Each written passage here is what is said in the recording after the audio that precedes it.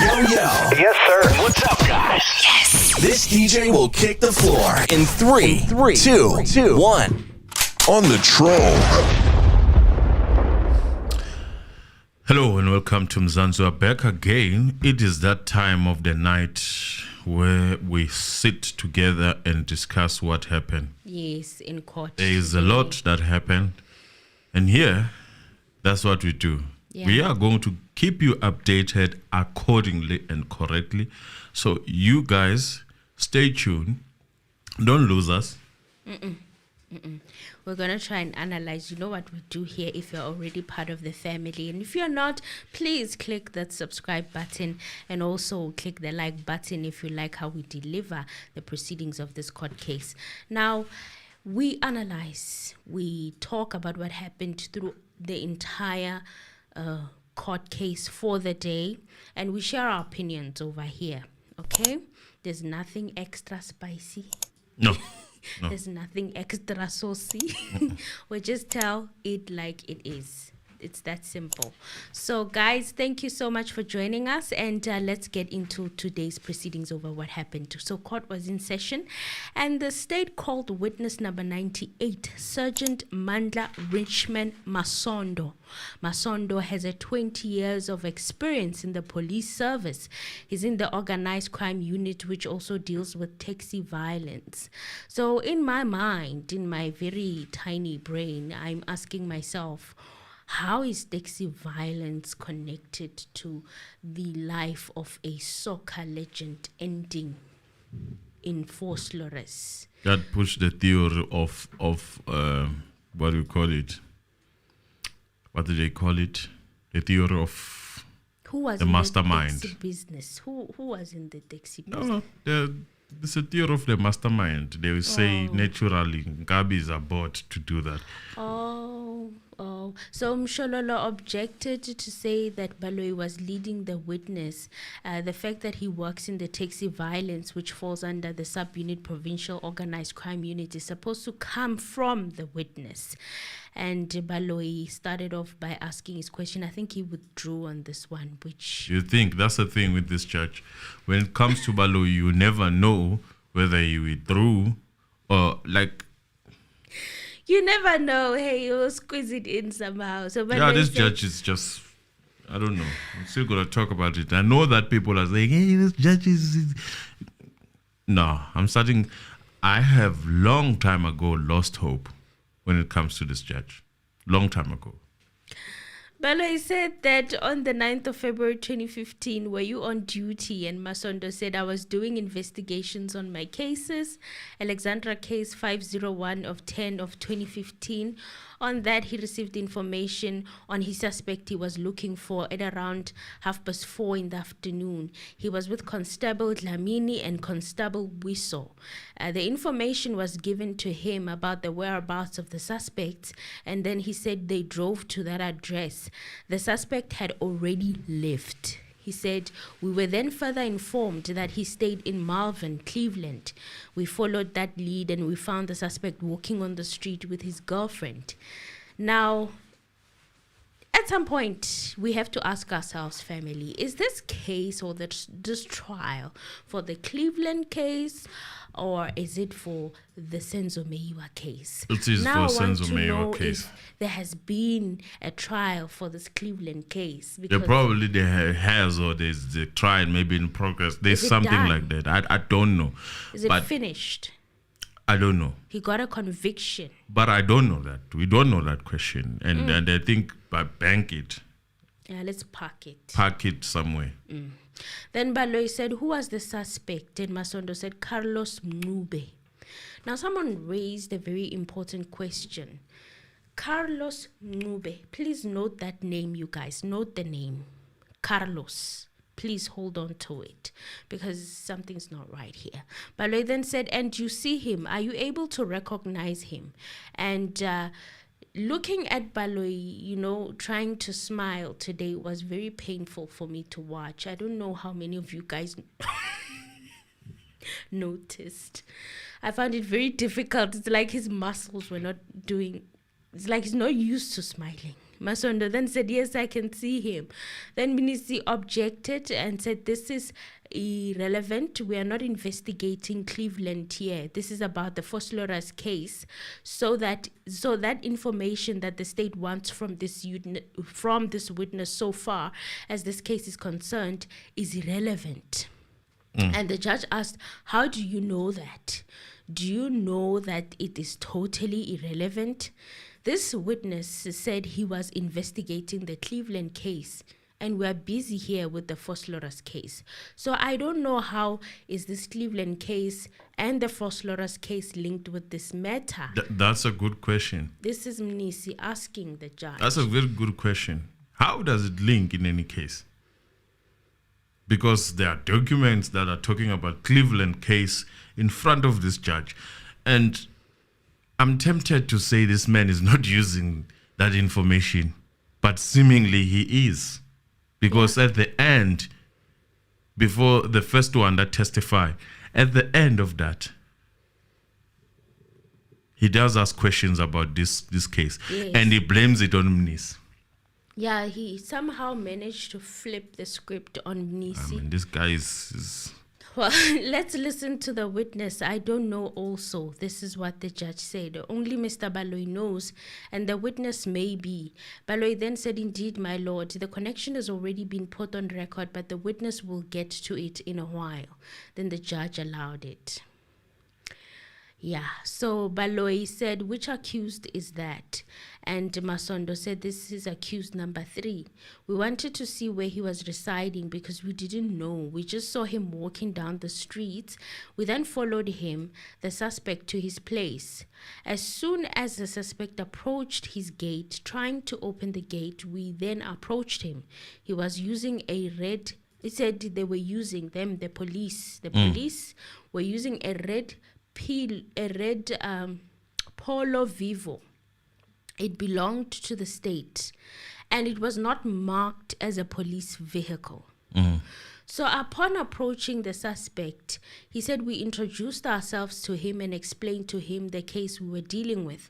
After searching him, we went to his room where he stayed. Now, in the midst of that, Baloyi's phone rang while examining the witness, and then I think he switched it off or whatever. I don't know what he did to it, but yeah, it was kind of odd, his phone ringing. So the suspect agreed to show... I wonder what happened. That's what freedom does. What would have happened if Mnisi was cross-examining and his phone rang? You don't want to know. Then the suspect agreed to show us the room, and he opened the room together with his girlfriend. They just agreed to all of this, in my question or opinion that I'm posing to you guys. So they just agreed. Everything was smooth. This is the smoothest arrest I have ever heard of. The guy was very smooth. There was cooperation. Hey, he said, we then started searching the room. Okay, so at this point now, I'm thinking to myself, okay, you did not use a police van that was marked. And I started to wonder if there was a warrant, you know. Then Constable Dlamini checked on top of the wardrobe, and he says he noticed a firearm. He says he was also present because the room was too small. Next to the firearm, there was a small blue box. He brought the firearm down, and then he said we asked the accused about the firearm. Baloyi then asked what the accused told you may not be put on record. Why? Hearsays. I don't know. They always find a reason. Hearsay kanjani when the accused is in court. They can always come back via his attorney to debunk that. Hearsay, doesn't it concern a person who's outside of... Yeah, but remember, even with Kelly, they couldn't now say a lot. Well, with Kelly... He's outside now. I don't know, there's probably a reason why they didn't put, they don't want... Okay, this is more a question for them, for our lawyers, our lawyer family. Who refused it? Baloyi is the one who stopped Masondo from speaking on what the accused said while they were arresting him. He said he may not put it on record. So I don't understand what was that about, because hearsay usually is... No, but he's not gonna. He's not the one.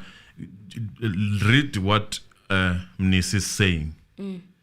When if there is a need, when there is a need for this accused to come. Okay. Do you understand? Okay. So Balo is not sure if this is gonna happen.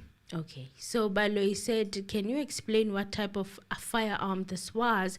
And Masondo said a handgun pistol, black in color, a 9mm Czech Luger. Then he said, we further checked the box. We opened that blue box and found 12 live ammunitions. The rounds that were in the box were different in caliber. Some were 9mm long, some were 9mm short. And the other one, he says he can't remember because it was a mix of 12. So he said we made the firearm safe by removing the magazine, which was loaded with 15 rounds, and one ammunition was in the chamber, making it 16. I then remember asking Constable Wiso to fetch the exhibit bags from my car. Now, let us say what you wanted to say, Emin. Number one, we now get to see why the statement of Tumelo that was done in 2018 to remove the passage where he said the firearm had a wheel. Now we see why it was kind of like that, because now we are being introduced to a new type of ammunition, which is a 9mm pistol, a Luger, a Czech Luger. That's what Tifo has been saying. Now we are introduced to a new firearm. But not only that, I'll tell you why this case should be thrown out of this court, whatever court that is at. Okay. One, we arrested 5 people. The only thing we can do is to put in the calls that, well, are not verified in a sense. Okay. It's only the calls. Number 2, we started this case focusing on number 1 and number 2 as people who went in the house. And one of them was supposed to have dreads. Yes. All of a sudden, that has changed. Even today, the fact that we're talking about accused number 3 having dreads, whether he cut them or not, he's not dark. He definitely does not have... Darkish, lightish. Yeah. We come back with darkish, lightish. So are you saying that the guy with dreads went inside the house? Because they said they saw 2 people. Yes. Only 2 people. Yes. And they've chosen their 2 people. Yes. So where is this third one now coming from? Now Akiri, the problem with the description that is now seemingly the one that we were told about, the dread guy. That guy, according to what they said, they didn't put him in the house. They are now not only now we're dealing with a change of revolver to a 9mm, a Z16 or something like that. Z6. I don't know, but I don't check guns. But what is important to me is all these things are changing. Yes. All of it are changing, and yes. We are not noticing that. We are focusing on evidence. What kind of evidence is this that keeps on changing? And remember, there was also an allegation way back that even Mthoko's statement said the gun had a wheel. Way back, before the trial even began. Even Brigadier Ginindi, according to the statement that is there, it says there was a wheel, it was a revolver. Even Brigadier Gininda. So, statement. Why are we now changing? So this is basically, to me, there's no case. This is a waste of time. If I was a judge, I would definitely send the NPA back home, just without wasting any time with these 115 witnesses. It's just a waste of time. Yeah, it's feeling. And believe in you me, like I don't think it will be the first time these people turn back with this thing, because it doesn't make sense. No. Now that we're talking about Cleveland, we're bringing it here. It's a good, nice story. The main a main case. I feel like the Cleveland case and the what is it, the Alexandra case, those are separate cases. It's a good man's story. And what worries me is seeing a judge that is looking for what we call fairness in this. No, he's entertaining cases that have nothing to do with the current one. And it's worrisome. It's troubling. It's not settling well, And on top of that, I've just talked to you guys about Masondo saying that he went and... Not even Masondo. Masondo said he sent Dlamini to send Constable Wiso to fetch exhibit bags from his car, right? So I'm asking myself, do they walk around or drive around with exhibit bags on standby?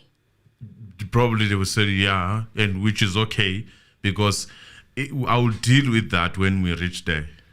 Okay. There are points where SAPS actually can sort of search you without a warrant. I hear the searching part, but do they have exhibit bags on them all the time, just so they come across the person? Let us be honest and be fair on this one. Let's call it as it is. Okay. You are a doctor or you are a paramedic. You help people. Mm-hmm. Don't you think they keep gloves in their cars? No, glasses. Gloves. Oh, gloves. Yeah. But gloves are not exhibit bags. No, I'm making an example. Don't you think they keep things that they need to help? These are people, remember, these are people that deal with proper, crime. No, let's leave it. I hear what you're trying to say. So that one, I would say they probably would keep that. Whether they don't keep it or they keep it now and then, when you come across police here, do they have handcuffs and whatnot? They probably have those things. And in this case, they did say that we're given a lead. So in the presence of the suspects, we sealed in the firearms together with the ammunition, and the suspect could not produce the firearm license. It is when we informed him that we will charge him for unlawful possession of a firearm. We then proceeded to Cleveland Police Station to open a case of unlawful possession of a firearm. Baloyi asked what were the details of the case, and Masondo said Cleveland case 96 2 of 2015. He also confiscated the suspect's cell phone during his arrest. He had to confiscate the cell phone at the address where he arrested him. That cell phone was also sealed in a separate bag. Masondo says that the firearm serial number was scratched off and the suspect was detained at the Germiston police station. So his cell phone, which was found in his possession, he says, was sent to the war room in Brixton for data downloading. They detained the suspect at Germiston cells, and Masondo says that the firearm serial number was sealed, scratched off, and the suspect was detained at the Germiston police station. So the process took him until 1 a.m. in the morning the following day. So his cell phone, which was found in his possession, he says was sent to the war room in Brixton for data downloading. So he doesn't remember how the exhibit bags were marked, and Baloyi asked what he looks at. His statement, to refresh his memory, signed on the 15th of February 2015 at 11:09. He says he wrote the statement himself, and he says that when they got to the war room, they booked the cell phone in and filed in the SAP 13 and a form there. And he says that they left the cell phone there. He also gave them his cell phone number, and they also got the EMI number. And he says that they can get it by dialing some number or at the back of the cell phone. So his name is Mthokozisi Mncube. So that's why I wanted you guys to hold on to Carlos. Okay. How does he call him Carlos while his full name's Mthokozisi Mncube? I think that's something that needs an explanation for us who don't understand what's going on. But if you were to bring that into now, this guy is called Carlos. So they at the time they arrested him, they knew him as Carlos. Is that what he's trying to say? I'm worried that if you were to go that route, you would give them a chance to talk about and paint the narrative of Cleveland case. Okay. But I found it strange. I'm like, his full name's Mthokozisi Mncube. I didn't know this Carlos name. It just happened that I hear of it today. I think the nitty-gritties of that case, Need to remain with as that they were case. ventilated by Nisi, I think he navigated properly without having to touch Bring in more the on details Cleveland. about the case. Because if you touch more on that, trust and believe that what is going to happen, you are going to end up painting a certain narrative that you don't want in front of this Because it court. did look like they wanted to be asked more about the Alexandra case. They kept bringing it up. Both of them, Masondo and Dlamini. They kept bringing up the Alexandra case. Like they wanted to talk about that one instead. Yes. So, okay, Samsung GTE 2220 is the model of the phone, and the service provider is Vodacom. And he said on the 10th of February 2015, he requested phone book contact messages and images from the cell phone. The reason he asked for the download was to place the suspect on the scene and the people he might have been working with, his accomplices. He then forwarded the firearm exhibits to ballistics. He drove it there himself. And Baloyi asked if there's any proof that he got after handing in the firearm at the forensic lab. And the date of acknowledgement form, Mabaso said it was the 12th of February 2015. So Mabaso said that they got the results back. And after they were done with the request, he says that the firearm was linked on the, and then Baloyi stopped him and he said, "It's fine, you don't need to mention that." So what Because he happened to the knows he's going to talk about Cleveland case. Oh, okay. Mabaso then said you leave it there. After Baloyi asked what happened to that firearm, he said you leave it there. You only receive the reports of the firearm. So once they are satisfied with the firearm, they return it to the police station. Then there was a short adjournment when court resumed. Sondo was still on the stand. Then Baloyi asked, when you received the suspect that you identify as accused number 3, did you perhaps notice his appearance? And Masondo said, that's correct, my lord. Masondo says that the first thing that he noticed is that he was on a sling. What is a sling, Mr. Anonymous? I forgot to Google. A sling. A sling.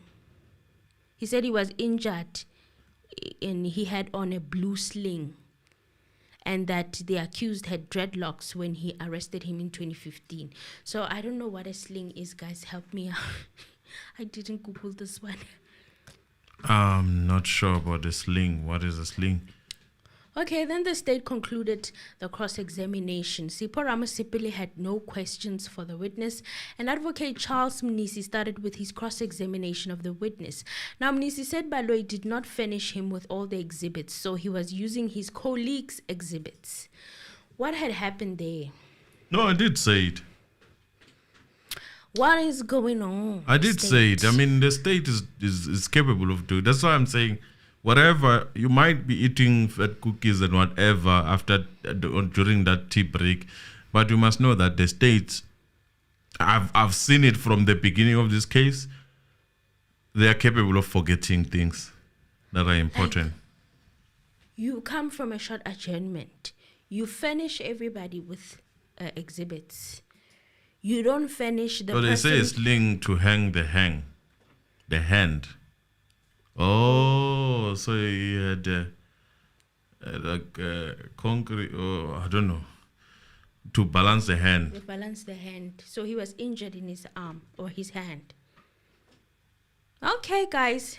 Thank you. Then Mnisi said Baloyi did not finish him with all the exhibits, so he was using his colleagues' exhibits, and Mnisi wanted to know how they packaged the firearm and the magazine as well as the ballistics in these exhibit bags. And Yes. Masondo says it was one item, and they went together in one bag, all of them in one bag. So Mnisi asked, how does a bag, a PA 600185, feature in exhibits that he collected? And Masondo said it does feature compared to the lab number.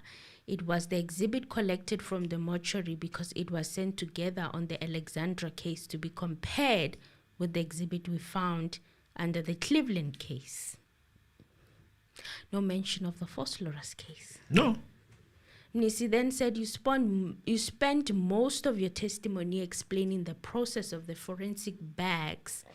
It is not in dispute that you place them in the bags. Why is it imperative or necessary to put exhibits in exhibit bags?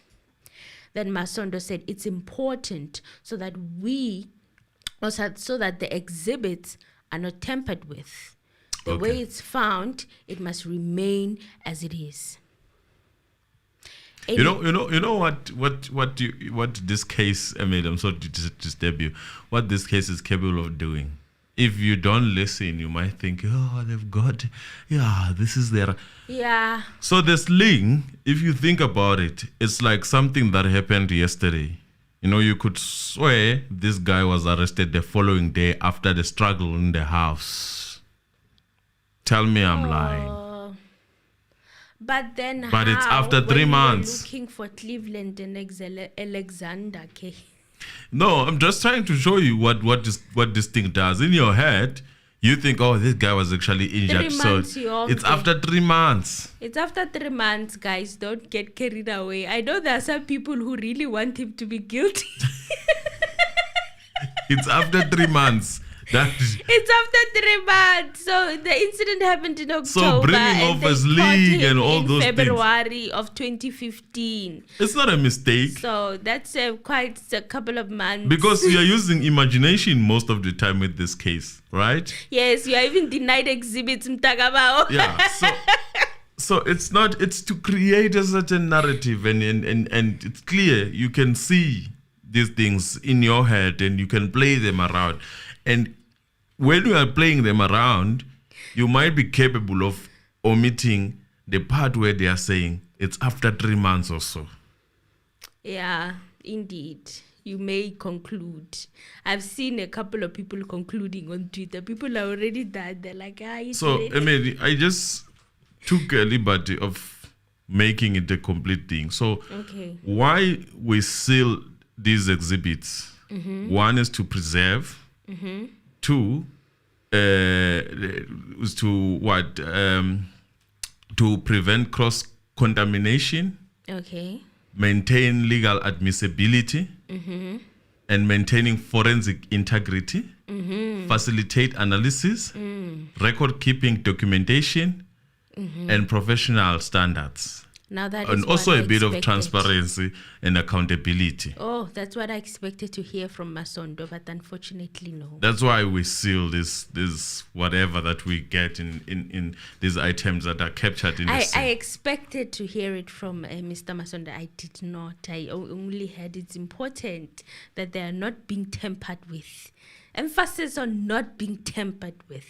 That's the only reason I could think of. So that's basically why. Now I've given it to you. Okay, thank you, Mr. Anonymous. Thank you. And Mnisi said, any other reason? And Masondo said, not that I can think of. Then Mnisi said, anything else you found in him? And he said, only his cell phone. So Mnisi then asked, in your 20-year experience or your 20 years of service, that is how exhibits have been treated when they are found at the scene. Is that not so? And Masondo said, that's correct. That's how he does it. That's how I do it. That's Masondo's response. And Mnisi said, so you say you found a 9mm pistol, a Lager. From your experience as a police officer, could you say that this model of a firearm, could this have been the only firearm of this model in the country? Or there are other firearms of the same model in the country? And Masondo said it's a lot. It was not the only firearm that could have been produced. Why do you think that question was asked? I don't know. I can't think. Okay, it was just asked so that it is to paint and actually to leave a door open for forging the information. This gun could have came with other people and put it there on top of wardrobe. It could have came with the same police. So that question was to say... I'm looking at them sideways. That question was to say that, okay, this is not the only gun that exists in South Africa, by the way. Considering the fact that he didn't resist when they arrested him, I'm sure he didn't think there was anything in his room. He even opened with his key, they emphasized. Like, does that act like somebody who had something to hide in that room? I got allegedly, guys, allegedly. Then Masondo said there is nowhere where one gun can be manufactured, just one. So Mnisi then asked, did you find anything in his possession? And it was only the cell phone, if he does remember. That's what he said. And Mnisi asked, did you confiscate the cell phone there and there or later? And Masondo said, we confiscated it there and there. And Mnisi asked, then he went on to show you his room. And Masondo said it was a house with separate rooms outside. Masondo says accused 3 was very cooperative when he was arrested in 2015. He says he could not produce the license. Why do you think they said that? So that they don't, or they remove themselves from the picture of they didn't do things properly. Not only do things properly. So let us just go through why you wouldn't need a warranty of searching. Oh, because that was brought up. And the first one is if you gave consent. Also, they're trying to paint a narrative of him giving consent. Yes. Oh, so if the police approach me and want to arrest me and then I just consent, then they don't need a warrant of arrest to arrest me. Yes. And 2, if it's a search incident, to arrest. So they're searching you to arrest you. And then... So that's why they emphasize that they searched him. That's how they got the phone. Yes. Exigent circumstances. What are exigent? If there's an urgent situation where the evidence could be destroyed or for public safety and risk and whatnot. They emphasize that they were actually looking for them and they got a tip off. If you're in hot pursuit and then you run to someone's house, they will come and So if the items are in plain view, that means if you are carrying a gun that is hanging here. Oh, that's why they're saying we didn't look too hard for the gun. It was just on top of the wardrobe. And then vehicles in some states are considered less private. So in vehicles, they can actually. And that's why you see America, they infringe a lot when it comes to that. Vehicles, yes. And then the last one is border search. If you're in some country's border. So yeah, you will be searched there. Wow, Mr. Anonymous, this information is very useful because now I see why some of the things were emphasized. Then Masondo said the response was when he was further questioning him about the firearm. He came with it from KZN Homeland, and obviously the firearm was filed off the serial number and no license to possess it. Yes, he acknowledged that it is his firearm because actually we wanted to place both of them with the girlfriend in possession of the firearm. So he's saying that they wanted to arrest him and the girlfriend for illegal possession of the firearm. Nisi then said, then you took him to the Germiston police station and that is when the investigation with regards to the firearm kicked off. And Masondo said, that's correct. He said they arrested him from the Alexandra matter and added the charge of the firearm. Even if there was no firearm, we still would have arrested him for the Alexandra matter. You see, they keep on forgetting. It's like an amnesia. They need to be reminded as to why they would have arrested him, even if there was no firearm. Then the good question is, because I know that you can search the surrounding area, and that is where I'm standing if you are searching me, which is understandable. Why did they need to go inside the house? Yes. Why did they need to go inside the house and search the house after searching a person and searched around and they realized that, okay, this person only has a cell phone? Why go inside the house? Why do you want to even be led to come in? I think Nis kind of canvassed that part. I'm satisfied with what he did. I'm satisfied. He was on fire.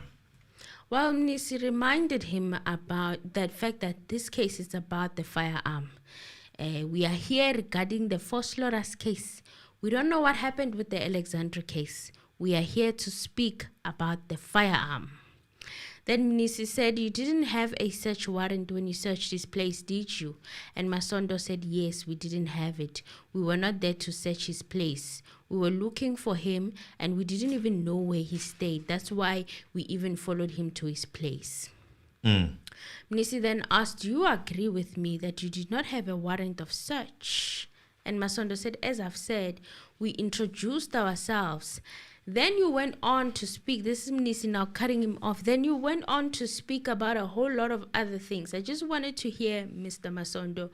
And Mr. Masondo then said, no, I was just explaining that we dealt with that on the other matter concerning the search and seizure of the firearm. Then Nisi said, let us not conflate issues. What happened in that other trial has nothing to do with what is happening in this trial. You are telling this court that when you searched him, you did not have a warrant of search. Is that not so? Yes. Masondo said it is so. Now, but he says that in additional, he says that we didn't need to. He said that is when you searched him in the streets and when you searched him in the room that he pointed out to you. Is that correct? And then Masondo said that's correct.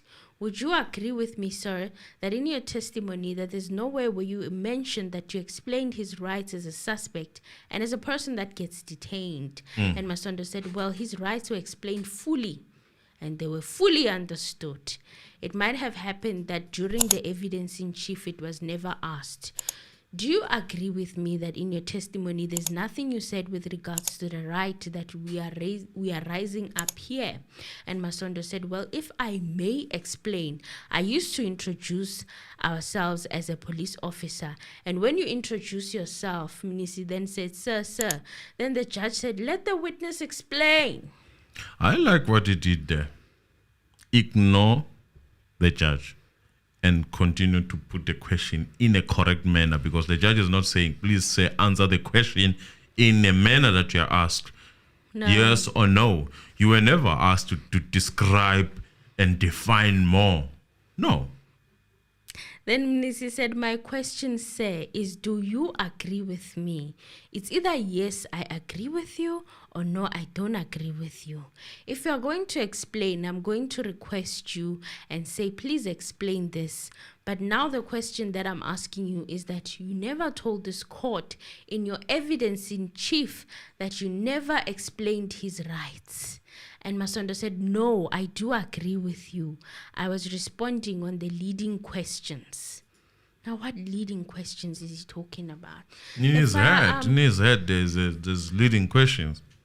The firearm, you say the numbers were filed off. There is a process known as etching or edging process. Do you know that process? And did you at any point after recovering the firearm ever try to employ that process? And Masondo said it goes together with the request. If you send the firearm to ballistic, it will come out with everything, even the ones we didn't know about, especially a serial number that is filed off. It sometimes gets picked up from the forensic. Shooting yourself there in the foot because you ended up now having to comment on the current case. Yes, in the current case. No, you ended up having to comment on the current case. Did you find anything?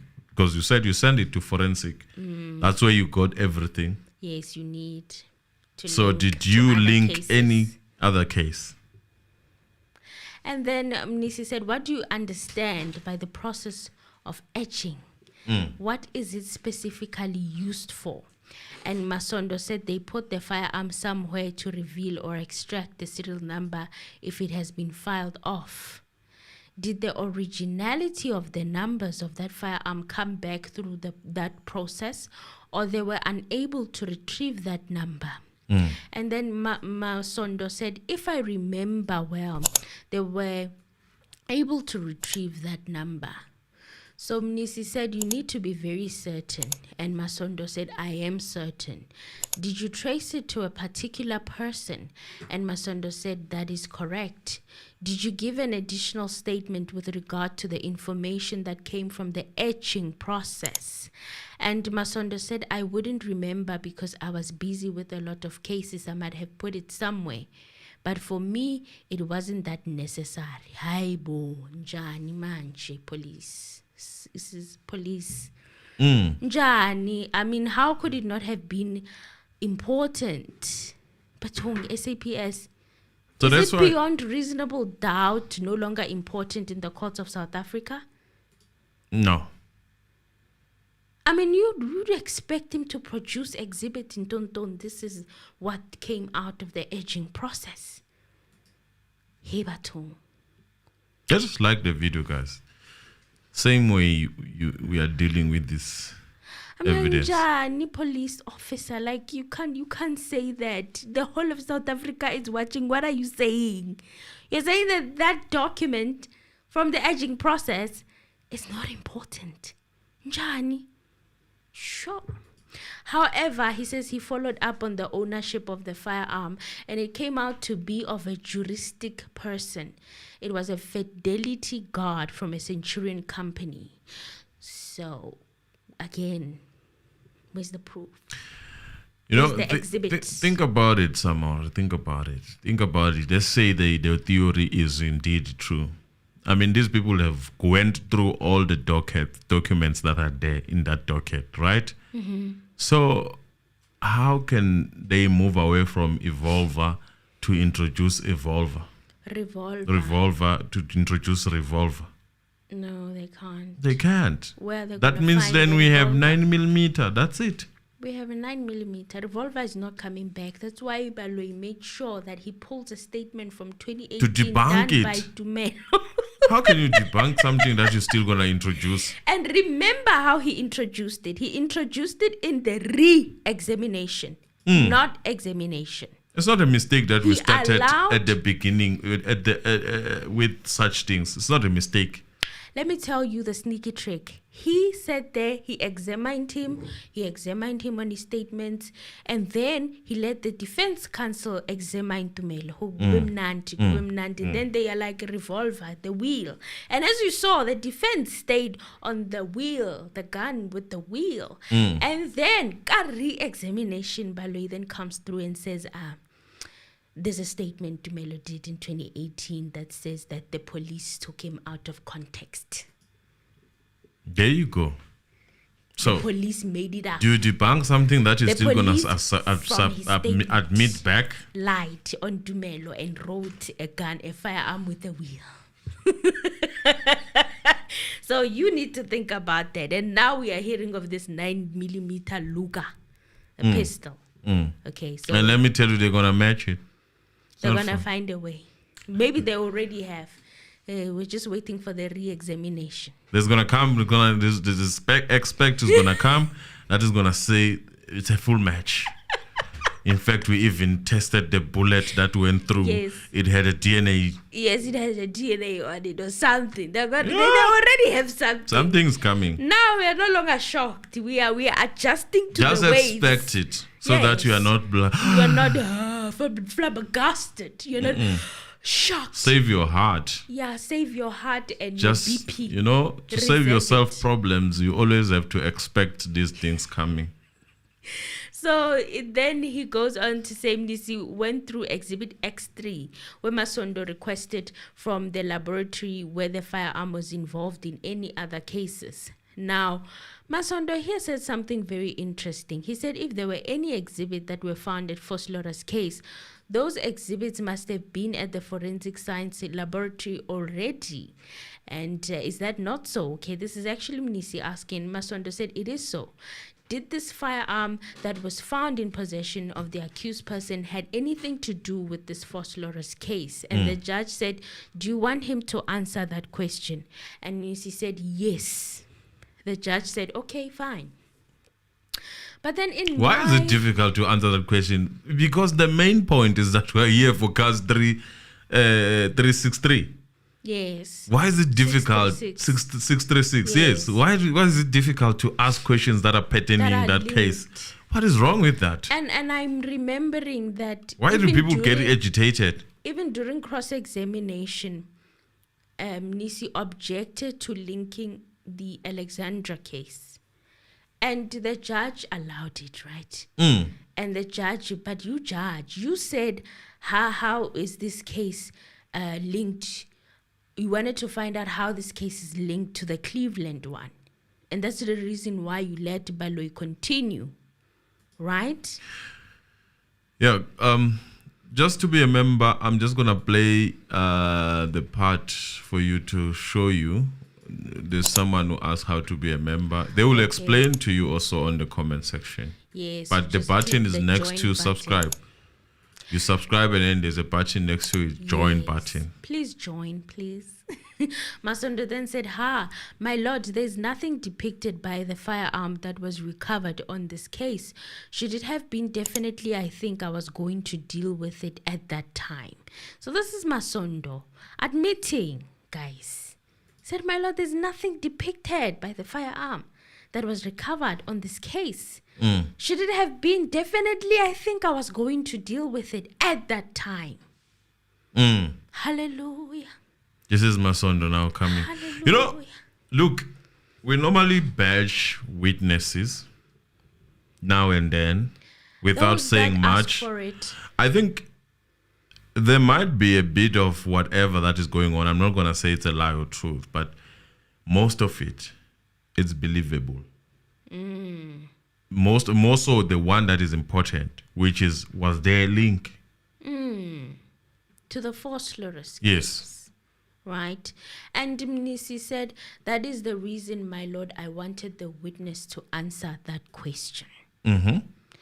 And it made me even question a lot of things. I'm like, now, Mnisi objected to the linking with the Alexandra case. Yes. Now, how is everybody else who's saying that Mnisi shot himself in the foot now having a problem with him asking whether it was linked to the phosphorus case? They're making it sound like Mnisi refused for it to be linked to the phosphorus case in Baloyi's examination. And that's not the case. So I'm asking myself, where's the confusion? I think Advocate Baloyi, or rather the state, is aiming to confuse us here. There's a lot of confusion. No, there is no confusion here. In simple terms, there was no need to bring the Cleveland case. And the Alexandra case. Yes. There was no need. It was wrong. It doesn't make any sense. There is no link. Do you understand? There's no link with the phosphorus case. Yes. Ayikho link, bazalwane. Okay? But because things change as we go, sometimes other things are difficult to deal with.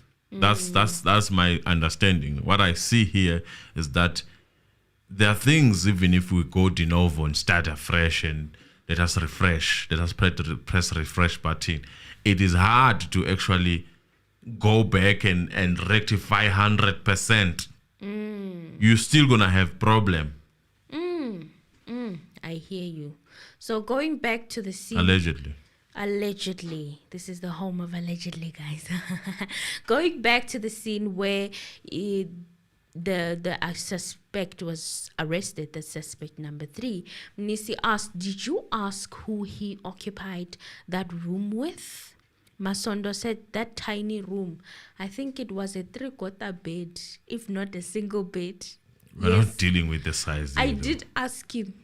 Mnisi then said, yes. And then obviously we got him with his girlfriend. They were staying together. Obviously? You say obviously? Is that not a supposition when you say obviously? The question is very specific. Did you ask him? And what was his answer? Masondo said that I'm staying with my girlfriend. Did you really ask him, Masondo Nakabara? Did you ask him how long he has been seeing the girlfriend? And Masondo said, no, I did not ask him. Did you ask him how long he was in possession of the firearm from KZN? Masondo said, no, I didn't ask him. Did you ask him for how long did he occupy that room? Masondo said, I can't remember whether I asked him. Nisi then said, did you investigate this firearm for possible fingerprints on it? And Masondo said, no. Why? Why didn't they investigate the fingerprints? That's what I'm thinking of also. Nisi then asked, did you investigate the fingerprints on the blue container in the magazine? And Masondo said, no. Did you say the person who physically found the firearm on top of the wardrobe was Dlamini and not yourself? Is that so? And Masondo said, no, it was not me, it was Dlamini. And then Nisi said, no, this one I will take it up with Dlamini, don't worry. Nisi said the accused will come and testify if the need arise, of course, that indeed on the 9th you found him walking on the street with his girlfriend. When they were just about to get into the gate, then you accosted him. Is that what happened?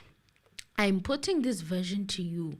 And Mr. Masondo said, I must respond to say what? I must respond to say what? Then Minister said, if you don't have a response, then it's fine. And Masondo said, I don't have any response. He will tell this court that as you have mentioned that he was very cooperative, he indeed had no choice but to cooperate with you because you were spitting venom. And Masondo said, hi, that's a new thing, spitting venom. How can I spit venom when I cooperate with somebody? When someone was cooperative. He said, when I cooperate with somebody. Yeah, maybe he meant was to say that. Maybe he was cooperating, making that person cooperate. God, I'm like, come on now, police, cooperate. Look, I see that there are people who really believe in this law of South Africa, and I don't have any problem with that. Yeah. But if all the cases that go through court, they are like this case, Kusekude phambili. It's far. It's very far. In fact, it's even darker. I still feel like we are functioning under the system of before 1994. Definitely we are. In my opinion. We are. I feel like nothing has changed. That's why people who if there are people who are ruthless, which you cannot argue that there are people like that somewhere, somehow. I'm not saying they are there in that. They would mess your life up. Big time. Yes. You know? Yes. Big time. Big time.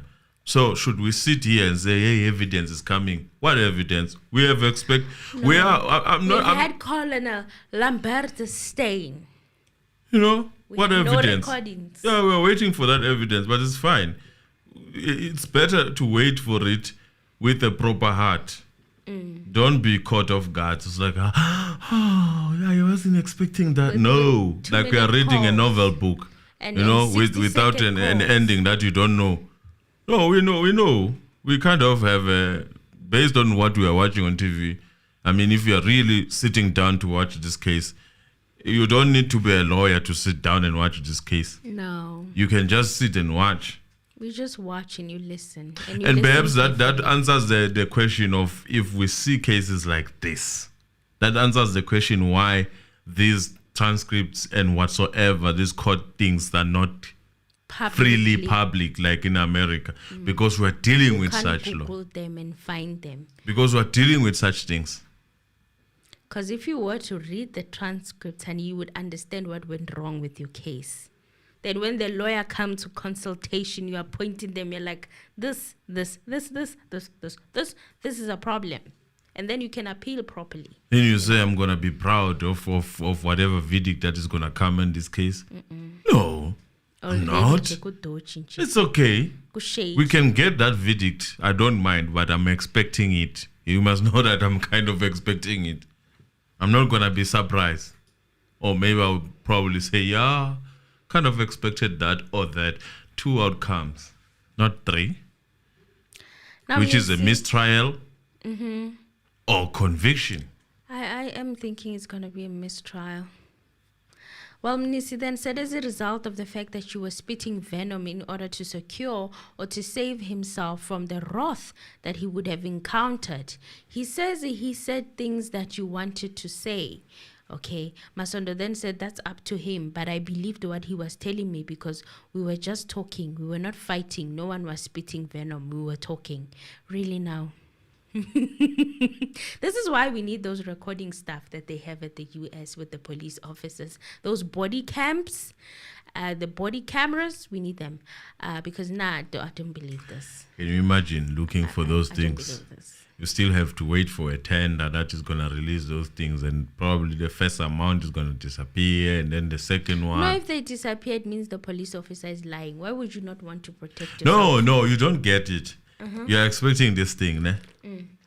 So a tender is going to come out, and then they need to create these things, and then the first amount disappears probably, and then the second one comes with the one that is not clear, after 5 minutes it needs a refresher, and then conveniently the police will forget to refresh it, and then it won't capture the information that is important. We don't even have people that can take care of the servers, them data people that need to be hired to manage such. Hi, sinking in South Africa. And he says he will explain that you didn't even give him a chance to explain his side of the story with regard to the firearm that you allegedly found on top of the wardrobe. Then accused number 3 called Advocate Nisi to the dog. He wanted to tell him something. And then when he came back, he said he will come and tell this court that it is incorrect that he bought the firearm from his homeland or brought the firearm from his own homeland in KZN. Masondo said, well, it will be okay with him, but whatever information that I give, it's information that I got from him. Advocate Mnisi also asked to approach the dog again to speak to accused number 3, and Mnisi said accused number 3 will come and tell this court that although you are alleging that it was found in his room, he has nothing to do with the firearm. Masondo said it's a pity that you're saying that you must concentrate on the firearm in Cleveland. The Alexandra matter connects him. I hear you. Then Mnisi said, I've just said accused person says he has nothing to do with that firearm as it relates to the Foslorus case. Then Masondo said, I hear you. Mnisi said this witness says it's a pity, and then mentioned something with regards to the Alexandra case. I'm going to request that piece, if it clicked in the mind of the court, then it should be expunged off the record with the basis of it not being relevant to these proceedings. And the judge says, Mr. Baloyi, did you hear your learned colleague? And I'm asking myself, why is the judge asking Mr. Baloyi for some stand up, say something? Why are you seeking approval from say Mr. something. Baloyi if you don't know what you're supposed to do? Now that's strange. And Baloyi said with a smile, like he was in pain, well, he elicited the information. He made his bed, so he must lie on it. That's how it works. Yeah. Oh, well, that's good. Let us not even analyze this. Let's say that is the case. We have forgotten about that case of 1928 that says that one's mistake must not be a benefit for the other person, right? And it's not really his mistake, and it's something that came from the witness. Yes. So now I have to wonder, since the witnesses are being coached, why did they keep Since they are bringing being up? coached. Allegedly. Sure. Yeah? Allegedly. Don't they get some form of coaching? I don't know. I don't even want to go there. Well, he kept bringing the Alexandra case up, even when he wasn't being asked about it. That's why Mnisi had to tell him, we are on this case, the Vosloorus case. We're not on the Alexandra case. So it's the witness who brought it up. Why must Advocate Mnisi now suffer? Why? No, I don't know. I have a question regarding that. I don't For a understand judge that is what- claiming to be on a fair, it's all about fairness and getting this case, justice. It worries when it comes to the other side. The knife is not cutting that much, according to what I'm seeing. The knife is really not cutting. The other side, the knife really cuts. The other one, Well, Mnisi said that's a very unfortunate response from a colleague that I hold in such high esteem, my lord. He knows from the salvaging of his questions that other case is irrelevant. Then also, nonetheless, that will be the end of my cross-examination. Then the judge said, this court does not expunge evidence. the judge wanted Just to come listen to me. Everything that happens in this court is on record. This court can't be requested to expunge. Mnisi said, I will address it when the time comes to address this matter. There's a word that he needed to use. I don't think he was supposed to use expunge. Come on, man. We are not dictionaries. We sometimes get it wrong. Yeah, but Even the judge himself, even the judge himself, when questioning people about things that they could have said and not said on the record. I think he wanted to say that it's not admissible. I think that's the term that Mnisi was looking No, for. what he meant is clear. The court must not consider that. Yeah, it's not admissible. But then No, but what is not admissible and admissible is going to Alexandra tell you case. it's up to me. It's here now. This guy has answers for everything. He does have answers for everything. Not that it's about being smart and whatnot. No. It depends on where you are standing when you are watching him. Well, the judge said, do you remember, colleagues? Some said yes. He said that, do you remember when I asked you, do you want him to No, he answer did that ask him. question? You remember? And look at him benefiting from As if you're a breaker. an answer But you that said is the not. 1928 thingy says it's not about settling scores. It's not a game. So why were you rejoicing that? That's what he's doing exactly. Ay, Kuzan lel judge lel. Kuzan, we've been traumatized by Maumela. That's what We've he's been doing. traumatized. We can pick up the shade. We can pick up everything. We can pick it up. Okay, we're not as stupid as you think. That's what this guy is doing. He's been doing that. But continue. Ramosipeli said, my lord, he is saying in reference to his last aspect. Then Ramosipeli withdrew because maybe he couldn't also argue it or put his argument in a way that, Yeah, then taken off the record, Mnisi concluded with his cross-examination, and the judge said to the witness, tell me about this Alexandra case. Now, this is the judge bringing up the Alexandra case because he's thinking he has something to stand on with regards to Mnisi perhaps wanting it to be taken off the record or something. I don't understand. I found it strange because Mnisi objected to the bringing of the Alexandra case. And then now you're like, he brought it up when it was brought up by the witness. So he said, tell me about this case. Was there a warrant of arrest when he was arrested? And Masondo said, no, we didn't. Mnisi said, you didn't apply for a warrant of arrest. Then Msondo said, we didn't. Okay, this is the judge saying, Mnisi said, you didn't apply for a warrant of arrest. Then Masondo said, we didn't. There was no need for us to apply for a warrant of arrest. So he asked again the You judge. see the judge tightening the state's point of Case. view. Yes. Yeah, that's exactly, and this has been happening. Not in a mistake. It's not a mistake. It has been happening since this case started. Yes. It has been. And then he asked how many people are involved in that case, and Masondo said 3. So he said, I heard you talking about the etching process. Do you know the physical science behind that? I know. I don't know if you know. Then Masondo said, I don't know, but what happens? Then he said, it's atomic configuration. When you edge a number on metal, the atomic structure is duplicated all the way to the bottom.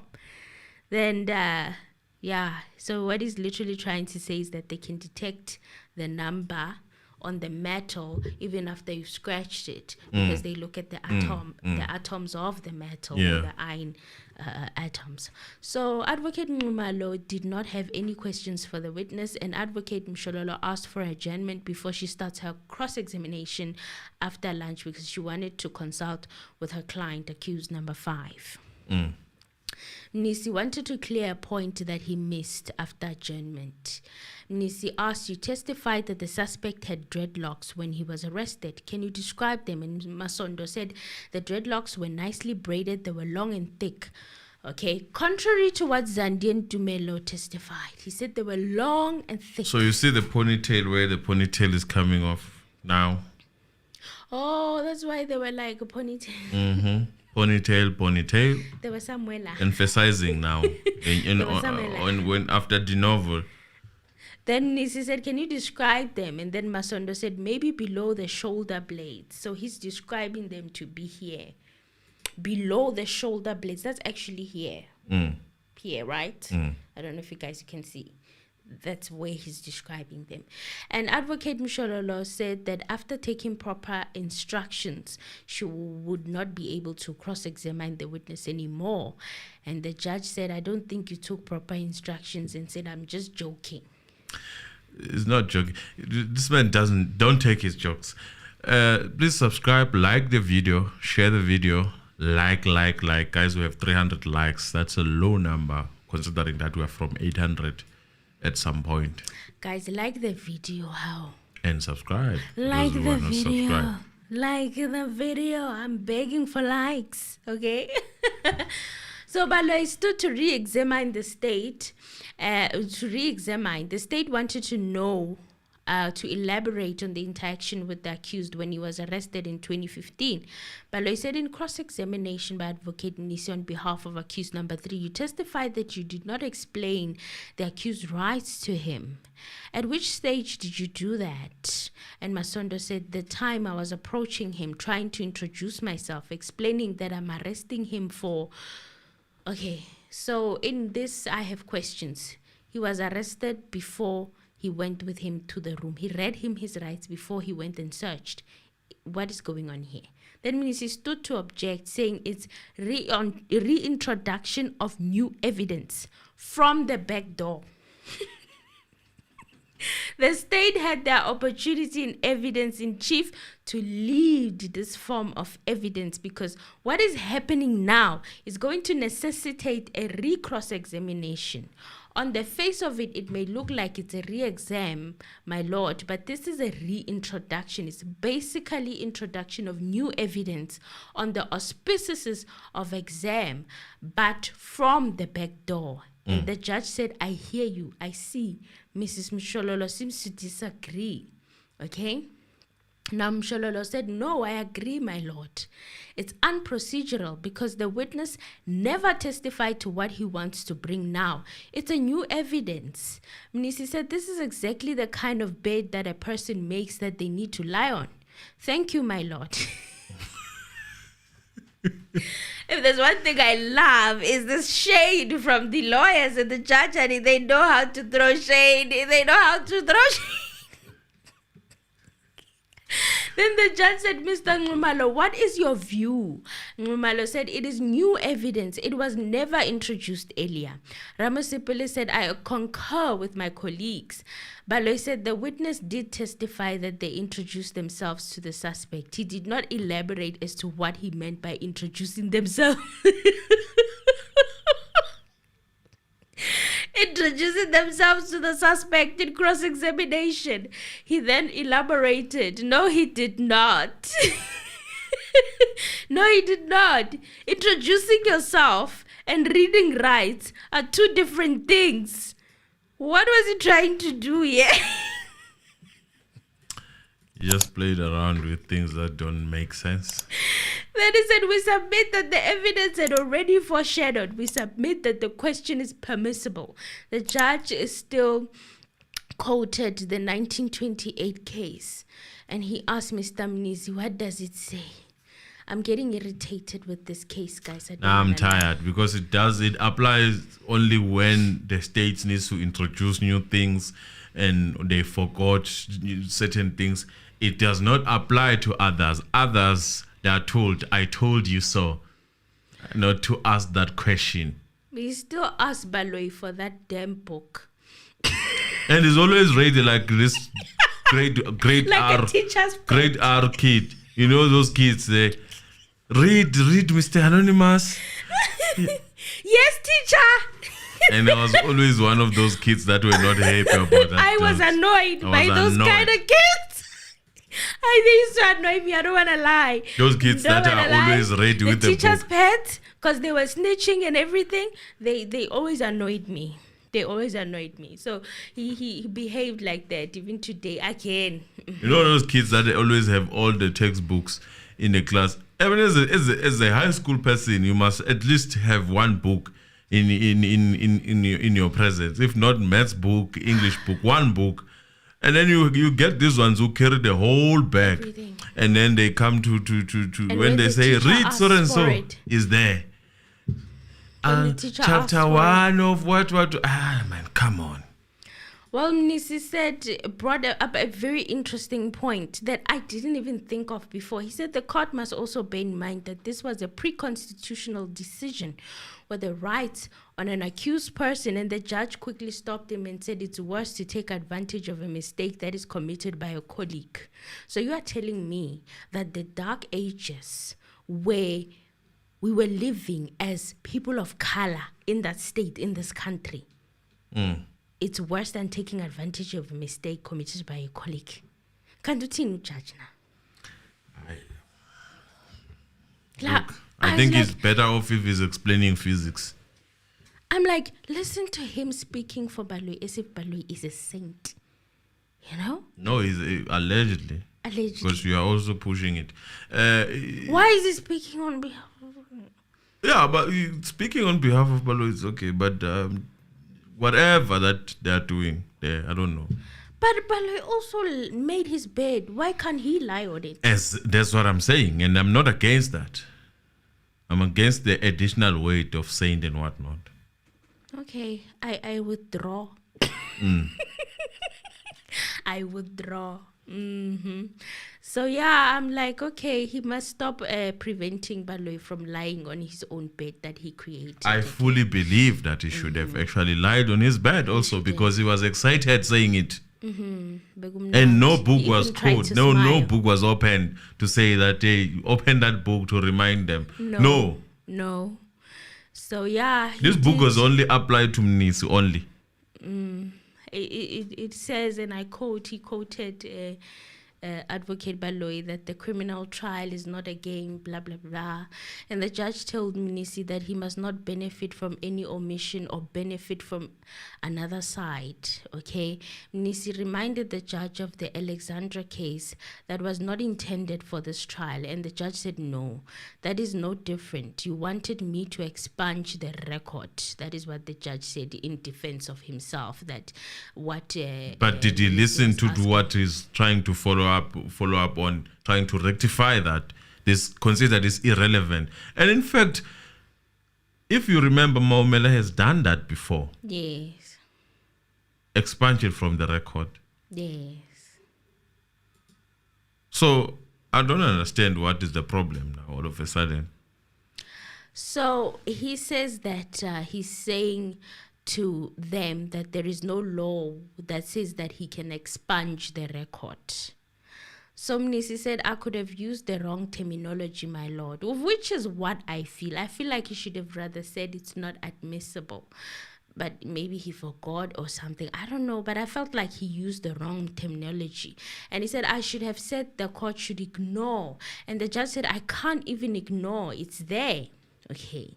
So to me, in my opinion, it seemed like the judge was enjoying to side with Baloyi with this emphasis of this 1928 Let me be case honest. If during- I was a lawyer, I would get irritated like Difo. I mean, this irritates the hell out of me. I'm not gonna lie. It's like people are on television. They want to show off that I know physics. I know 1, 2, 3. And yet, on the very same television, they are seemingly fast forwarding when certain things are brought into their attention.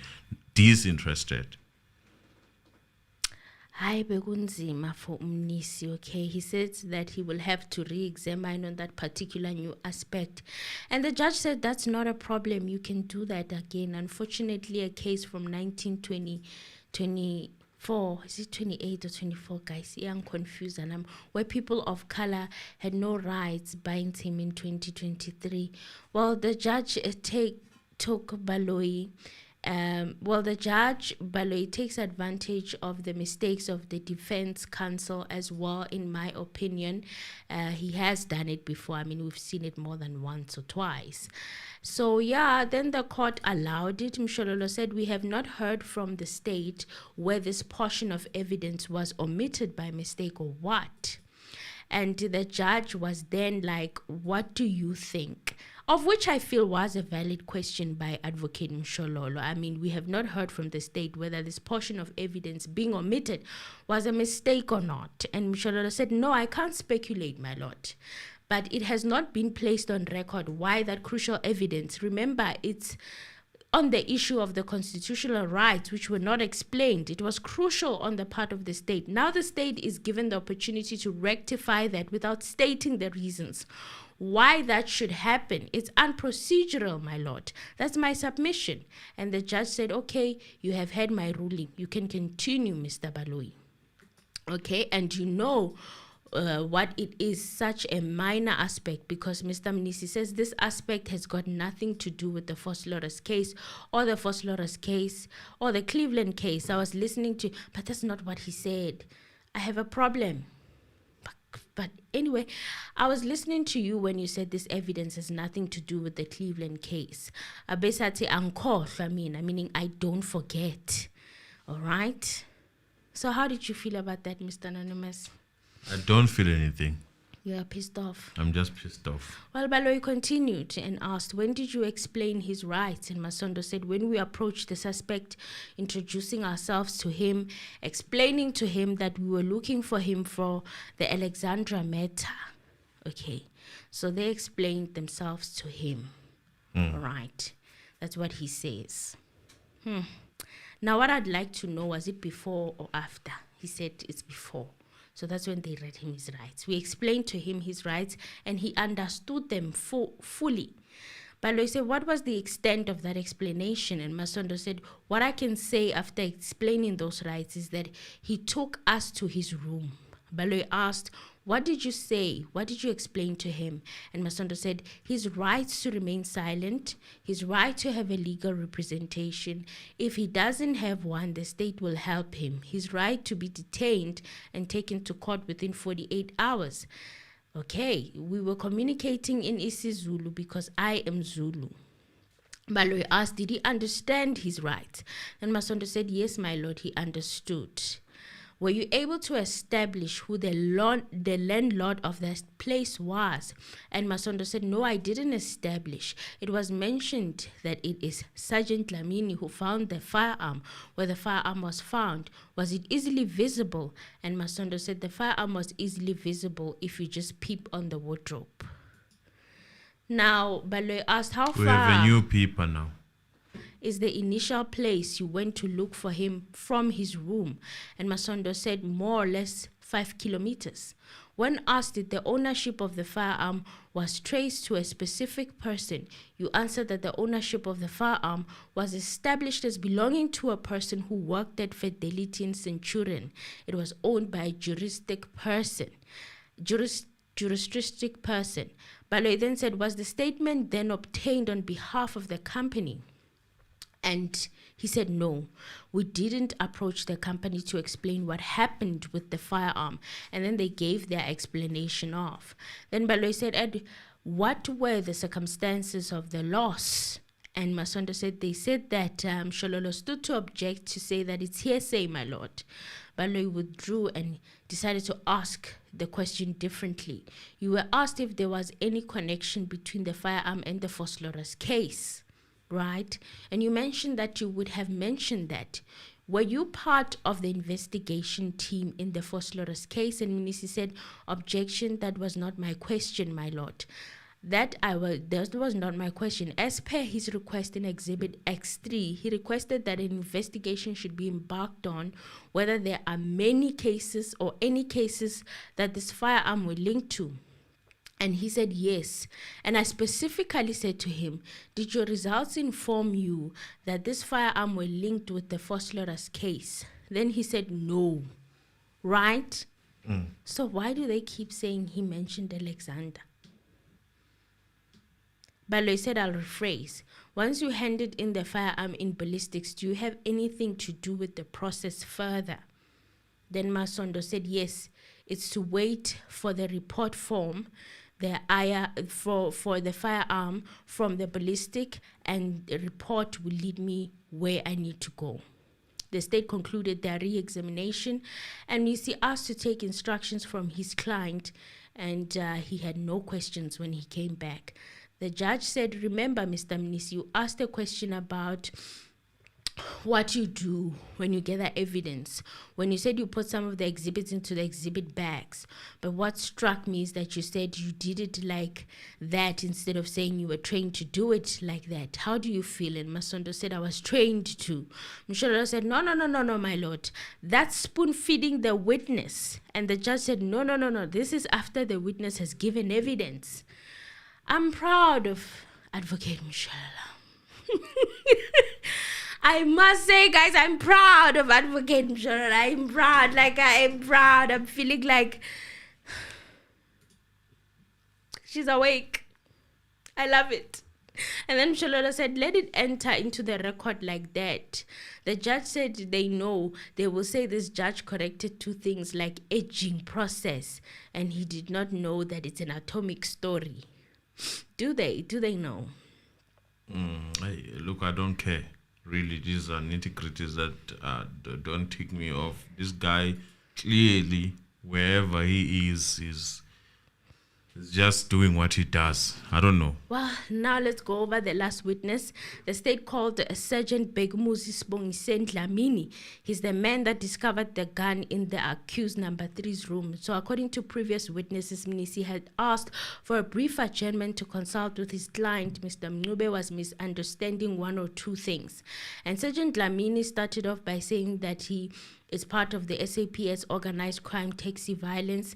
He has been in the police service for 15 years, worked with previous witness Sergeant Masondo, and was on duty on the 9th of February 2015. They had seen the suspect on a video footage, and the informer told them that they would find that person. From inside Joburg, the CBD, they then drove to Malvern. He said there's a Xenex garage. They noticed the person that they were looking for, and he was walking with a female person. So we're going to assume that they had images of this person, right? We then turned around and followed him. We first passed him by because we wanted to be sure. We then were certain. We then turned and approached the person. Okay? Mthokozisi Maphisa, before they approached him, Baloyi asked. He said they stood close and told him who they were and what they wanted. So Baloyi then said, is he present in court? And Dlamini said, yes, he's number 3. So when they pointed him out like that, I saw footage of Mthokozisi actually laughing. Accused number 3, he was giggling there. I'm like, oh, maybe he's laughing because it was not so recently happening to accused number 2. So he said, when we stopped him, Sergeant Masondo read him his rights. He said he was getting arrested for the case of Alexandra. Baloyi asked explanation of the rights to him. What would that entail? So Dlamini then said he told him that he was getting arrested for the case of Alexandra. Now, this is where I had a question. Is this not hearsay? Because he's saying that Sergeant Masondo is the one who explained the rights to him. But then we move. Alexandra said he told Because that he he was has the called, right. I think. You see, what worries me is how the pointing is happening in court, as if this guy is being pointed. You see, there is a picture that is directly painted. This guy is pointed in court, and is as if, I mean, if you just entered when they were pointing at him, you would think that this guy is pointed for case 636. I mean, honestly, that's what I have a problem with. Yeah, you're thinking they're talking about this case. The Senzo entertainment Meyiwa of Trial. what we are not dealing with, which is entertaining the evidence, even bringing. I mean, the question should be, why are these people here? That's the question. Why are these people testifying here? So this guy, I don't know. It's He's merging. not on the Senzo Meyiwa case. He's not. What is he doing here? You know, it's creating some sort of conglomerate, just merging everything. It's like there were cases that were all over. So if accused number 5 is dealing with his cases, probably the people who are part of that 100 and something, there are some of them, they are from accused number 5. Would you be surprised, since we have seen people who are dealing with the case of accused number 3, which has different faces, except the common thing is that this one is also sitting on this one. Dlamini said that he told him that he was getting arrested for the case of Alexandra. He told him that he has the right not to tell them anything, a right to get a lawyer, he has a right to a fair trial, he has a right to go to court within 48 hours. He used this Zulu while he was reading him his rights. He says he heard his rights. He even said that he heard them. After Sergeant Masondo asked him where he stayed, then he pointed because he just opened the gate. He then requested him to open so that we can see where he is staying. He opened and we followed together with the female person he was with. It's a big house. I think he was renting there. He opened the gate and we followed him. And we asked him to open it so that we could see what was inside. He agreed. Sergeant Masondo suggested we should search the house, and I proceeded to search the house. And on top of the wardrobe, I found a firearm and a box of bullets. We then asked if he had a license, but he kept quiet. I then made the gun safe. I put both the firearm and the box on the floor. There was one ammunition in the chamber, and asked them whose firearm that was, and they both kept quiet. We both saw that the serial number had been removed. That was when Sergeant Masondo then said he would arrest both of them. That's when he said that was his gun and that we should not arrest the lady. The same lady has come to testify. The lady also said it is his, okay? Baloyi requested that the hearsay be admissible. The state will be calling the lady at the later stage. Why? Okay, that's when we got exhibit bags to put in the exhibits. We put the firearms in the exhibit bags in front of him. Okay, then Baloyi asked what type of a firearm was it, and Dlamini said it was a 9mm. If he is not mistaken, he thinks it was 12 bullets. The CZ pistol, also a 9mm. Baloyi asked what the 2 evidence bags were used for, and Masondo said one was used for the firearm and the ammunition, and the other one was used for his phone. After detaining him, then they proceeded to other suspects they wanted for the same case. So Baloyi asked, what did you detain him for? And Masondo said for the Alexandra case and possession of an unlicensed firearm. Cleveland case 96-2 of 2015. And Baloyi asked, did you have anything to do with the booking of exhibits? And he said, I was busy with something else. And Baloyi showed Dlamini an exhibit of the letter written on 12 February 2015. Dlamini says he wrote the letter requesting, but by the way, this is also introduction of a new exhibit. I just noticed now. Dlamini said he wrote the letter requesting ballistic examination of the firearm, magazine, and ammunition, and whether there was a link between the items in the Alexandra matter they were investigating, whether the firearm was linked to the other crimes, and to establish the original owners of the firearm since the serial number on the firearm had been wiped off. Ramasipili had no questions. Mnisi started to cross-examine. So, he asked if the letter was written by Major Bayard, head of the unit of taxi violence. It was written by him and signed by Major Bayard, head of unit violence, and he confirmed it and said yes. He asked, what is the purpose of explaining to a suspect their rights? So they can know that since they are arrested, the right they have and what they can do and what they cannot do. And Nisi, I asked, after explaining his rights to him, what was his choice? Dlamini said he heard his rights. Now he kept saying he heard, and the interpreter said he understood. Okay, but I'll come to it later. Like that was confusing. Nisi then said, did he say he heard you or that he understood you? And Dlamini said he heard us. He said he heard us. In isiZulu, when I ask whether you hear me, it means there's an understanding. Mr. Anonymous, help us out. No, not in this case, because we are dealing with law. So, yeah, I can say that I heard you. And that is if we are speaking like this. But if we have to deal with issues of enforcing, and now I need to add more. Uyangizwa yebo ngiyakuzwa. Uyayiqonda into engiyishoyo. Now that's when you say I understand. Because ukuzwa as a word, did you hear? Ukuzwa is what I heard. I heard. In simple term, ukuzwa, I heard. That's it. You can interpret it. It leaves a bit of that desire to even interpret it further. And we can assume, therefore. So when we say uzwile, by saying, if I said I heard the noise, did I hear, did I understand what was happening there? No, I could have just heard. So because now it has been used interchangeable, now we believe that it is actually saying that no. It